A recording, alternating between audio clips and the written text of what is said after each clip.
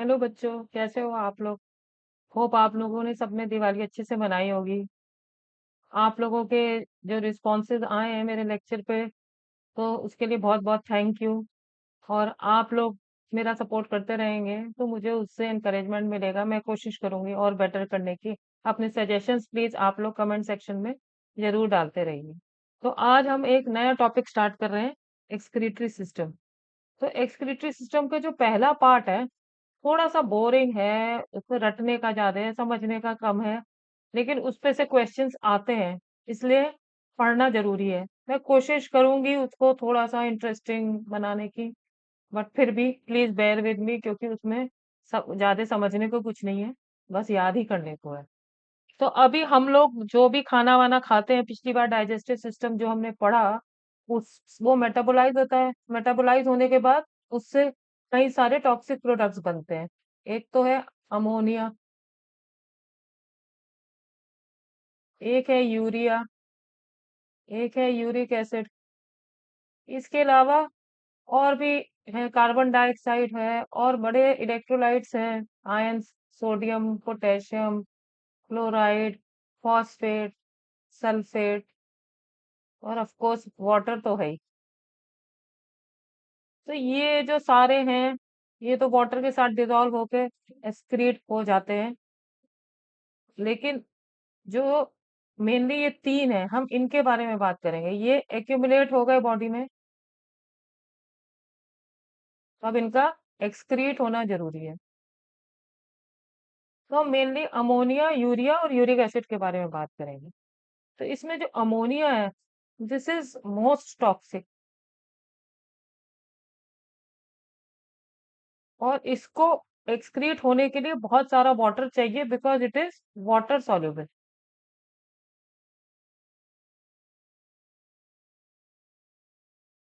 तो इस फॉर्म में जो इसको बहुत वाटर चाहिए एक्सक्रीट करने के लिए, तो वही ऑर्गेनिजम्स एक्सक्रीट कर सकते हैं जिनको वाटर की कमी ना हो। तो वो कौन होते हैं? वो एक्वेटिक एनिमल्स होते हैं।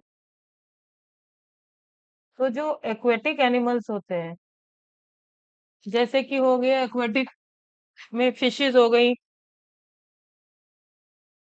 और एक्वेटिक एम्फीबियंस हो गए।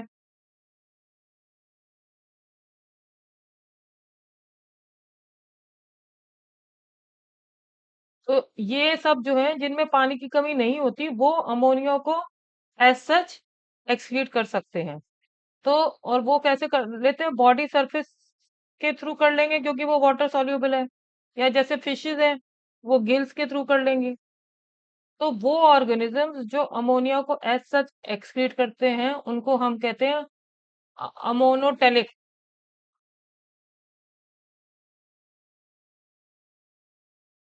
अमोनोटेलिक।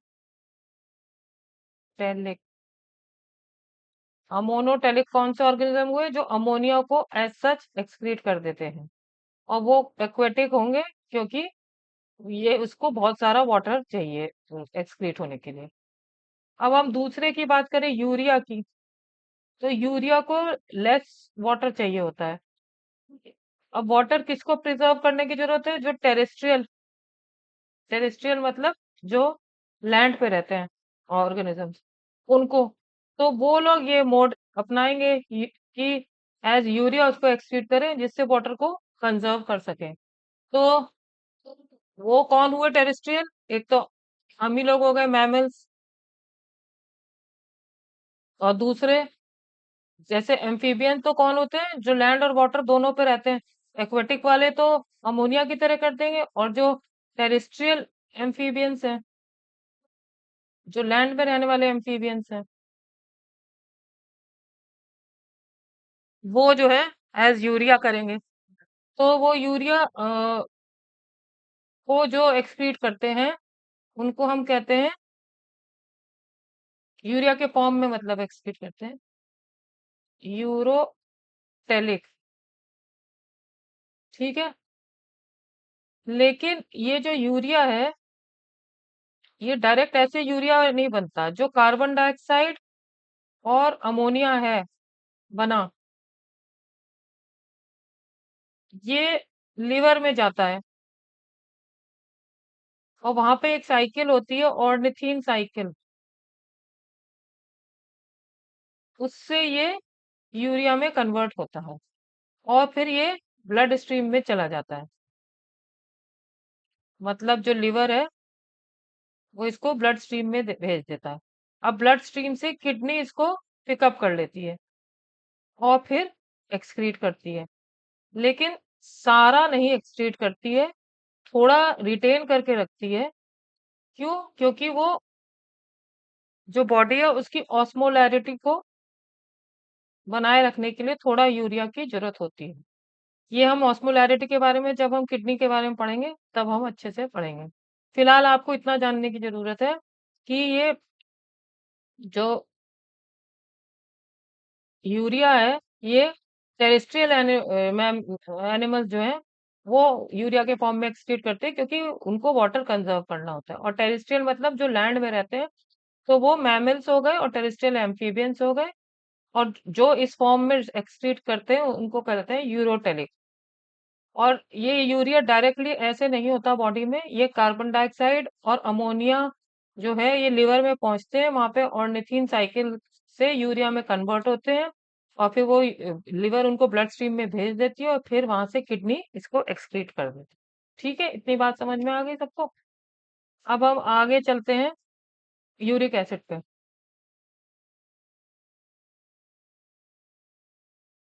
यूरिक एसिड जो है ना वो इन द फॉर्म ऑफ पेलेट्स या पेस्ट एक्सक्रीट होता है। और जो ऐसे करते हैं उनको कहते हैं यूरिकोटेलिक। जो यूरिक एसिड के फॉर्म में एक्सक्रीट करते हैं वेस्ट को, they are known as uricotelic. और ये यूरिकोटेलिक कौन कौन से होते हैं ये बहुत ज्यादा पूछते हैं, तो इसलिए इसको याद ही करना है, रटना ही है, और कोई तरीका नहीं है। एक तो होते हैं रेप्टाइल्स, तो रेप्टाइल्स की तरह क्वेश्चन पूछ सकते हैं, या रेप्टाइल के कोई रेप्टाइल का एग्जाम्पल, जैसे कि लिजर्ड हो गया तो वो पूछ लिया। एक होते हैं बर्ड, सिमिलरली बर्ड्स को ऐसे पूछ लिया, या कोई बर्ड के नाम से पूछ लिया। फिर कॉकरोच, स्नेल्स, और एक अभी आया था पैवो करके। अब पैवो कोई होता होगा ऑर्गेनिज्म, तो वो भी यूरिकोटेलिक होता है। तो इसलिए ये याद करने जरूरी है इनको, और कोई तरीका नहीं है सिवाय इसके कि रट के कि विचादी यूरिकोटेलिक एनिमल्स। अब इसका कुछ फॉर्मूला अगर बनाया जाए तो क्या बनाया जाए? पीसीबी तो फिजिक्स केमिस्ट्री बायोलॉजी रटो सब। फिजिक्स केमिस्ट्री बायोलॉजी रटो सब। अभी अभी बनाया है Pavo, cockroach, bird, reptile and snail. So they are known as uricotelic. तो यूरिकोटेलिक सबसे ज्यादा पूछते हैं। तो ये तीन वो हो गए वे जिनमें एनिमल्स एक्सक्रीट करते हैं। एक तो यूरोटेलिक, अमोनोटेलिक एंड यूरिकोटेलिक। अमोनोटेलिक ज्यादातर एक्वेटिक करते हैं क्योंकि बहुत ज्यादा वाटर इसमें जाता है एक्सक्रीशन में। यूरोटेलिक हम लोग करते हैं मैमल्स और टेरेस्ट्रियल एम्फीबियंस। और यूरिकोटेलिक ये फिजिक्स केमिस्ट्री बायोलॉजी रटो सब। ठीक है, तो ये तो हो गया। इस तरह से तीन तरीके से एक्सक्रीशन होता है। अब हम देखें आगे, थोड़ा बोरिंग है लेकिन क्या कर सकते हैं, कि जो एक्सक्रीटरी ऑर्गन्स हैं वो इनवर्टिब्रेट्स में तो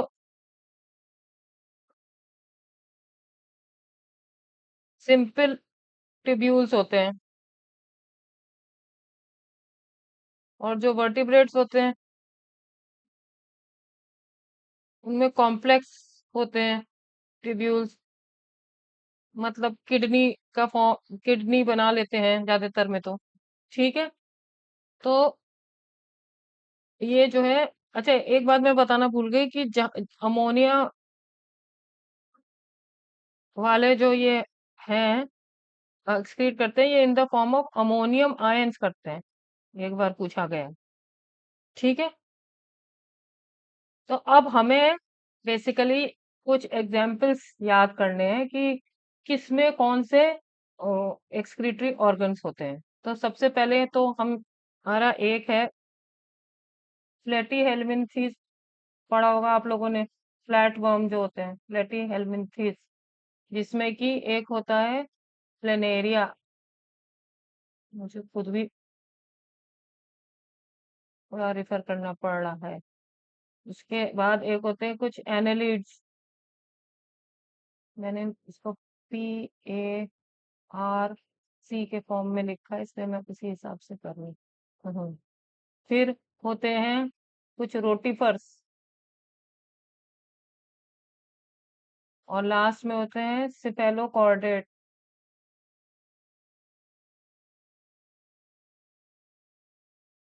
जिसका एग्जाम्पल है एम्फिओक्सस। याद करने के अलावा और कोई तरीका नहीं। इन सब का जो एक्सक्रीटरी ऑर्गन है that is known as protonephridia, या इसको फ्लेम सेल्स भी कहते हैं। तो ये इसलिए पूछ लेते हैं कि ऑर्गेनिज्म का नाम पूछ लेंगे, उसका क्या है एक्सक्रीटरी ऑर्गन, या एक्सक्रीटरी ऑर्गन दे देंगे, पूछ लेंगे ये किस में होता है। तो ये जो है इट मतलब एक्सक्रीशन तो करता ही है, इसके अलावा ये जो आयंस और वाटर है इनका बैलेंस भी बना के रखता है, यानी कि ये ऑस्मोटिक रेगुलेशन भी करता है।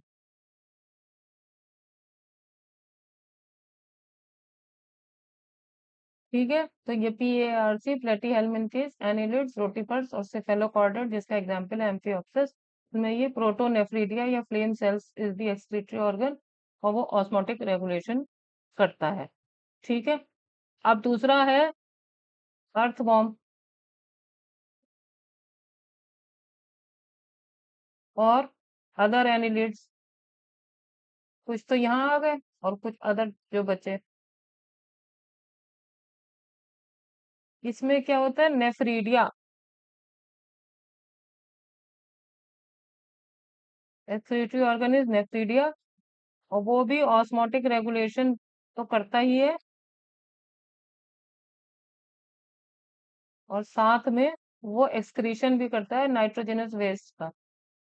तो नाइट्रोजनस वेस्ट रिमूवल।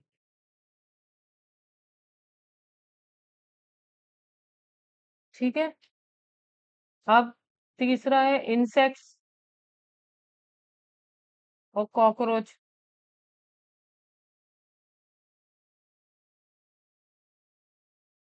इनमें जो होता है एक्सक्रीटरी ऑर्गेनिज्म मैलपीजियन ट्यूब्यू ट्यूब्स,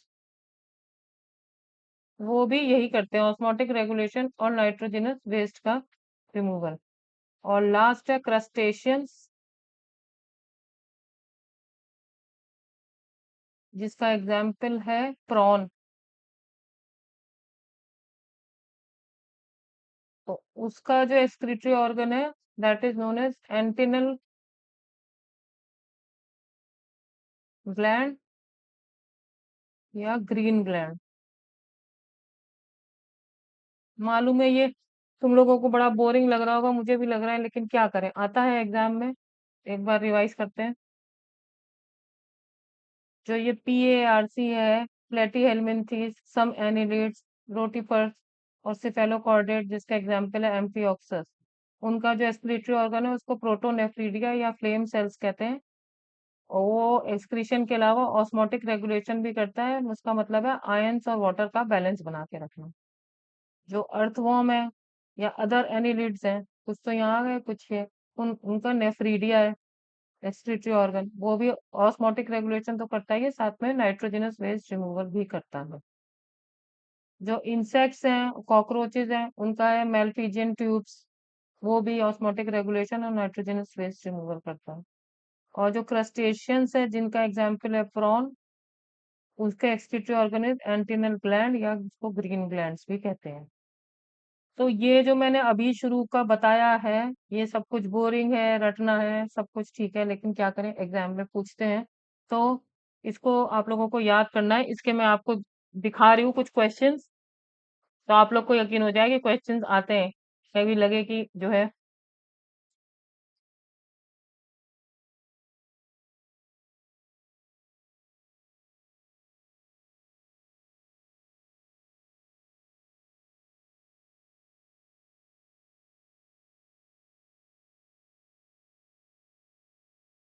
देखो,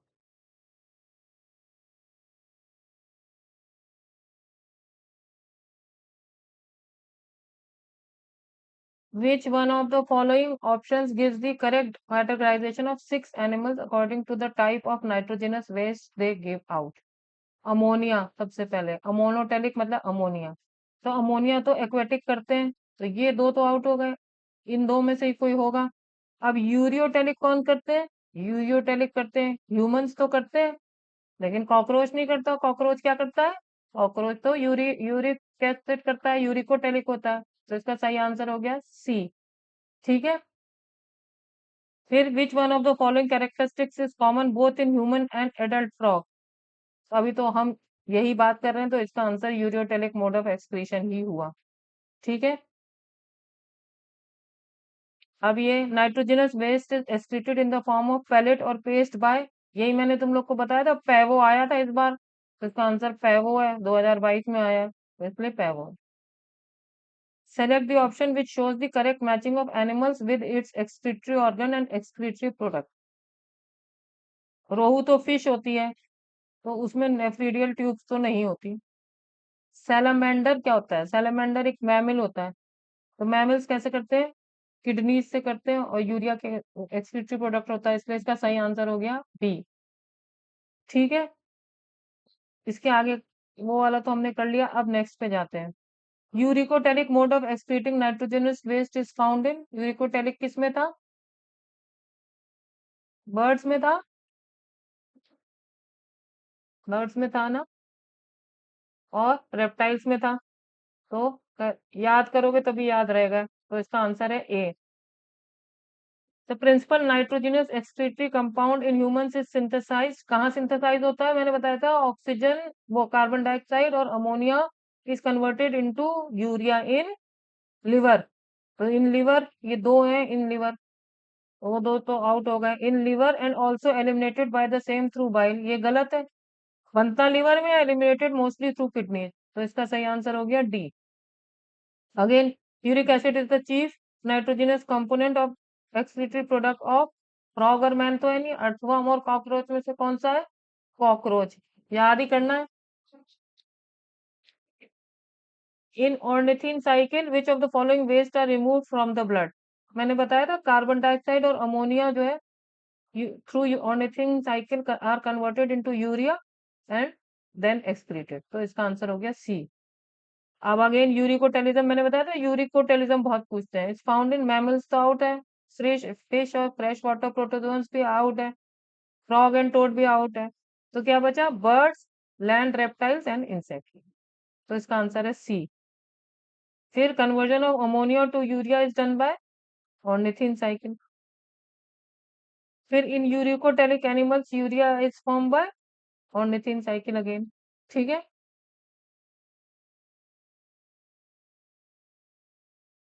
The ornithine cycle removes two waste products from the blood in liver. कौन कौन से हैं? वही carbon dioxide and ammonia, which are converted into urea.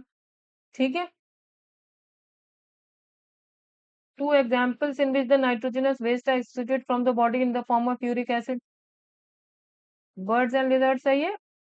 बाकी देखो, अगर याद ना है तो वो करो, excrete, तो वो exclude, frogs और cartilaginous fish तो water वाले हैं, तो ये तो नहीं है, ये तो वो करते हैं अमोनिया। इंसेक्ट्स और बोनी फिश, फिश आ गया तो फिर अगेन अमोनिया। मैमल्स तो यूरिया से करते हैं, तो क्या बचा? बर्ड्स एंड लिजर्ड, तो A is the right answer. अब nitrogenous waste products are eliminated mainly है, इसमें दो चीजें हैं, टैडपोल और एडल्ट फ्रॉग। टैडपोल तो क्या हुआ? वाटर वाला हुआ, तो वाटर में है तो वो अमोनिया के फॉर्म में करेगा, तो अमोनिया के फॉर्म में तो एक ही है, तो बस यही आंसर है।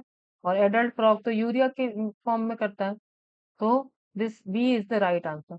तो भाई देख लो, ये 14 क्वेश्चंस आए हैं इसमें बोरिंग से टॉपिक के बारे में, इसलिए पढ़ाना जरूरी था। तो आगे हम ह्यूमन किडनी लेंगे, देन आई थिंक थोड़ा आप लोगों को इंटरेस्ट आएगा, बट ये मेरी भी मजबूरी मान लो, आप लोगों की भी मजबूरी मान लो, इसको तो पढ़ना ही था। अब प्लीज आप लोग याद कर लीजिए, कुछ ना समझ में आए, वैसे तो इसमें समझाने वाला क्या है, फिर भी कोई क्वेरी हो तो पूछ लीजिएगा। नेक्स्ट हम human excretory organ kidney discuss करना लेक्चर में शुरू करेंगे नेक्स्ट लेक्चर में। ओके, थैंक यू बच्चों।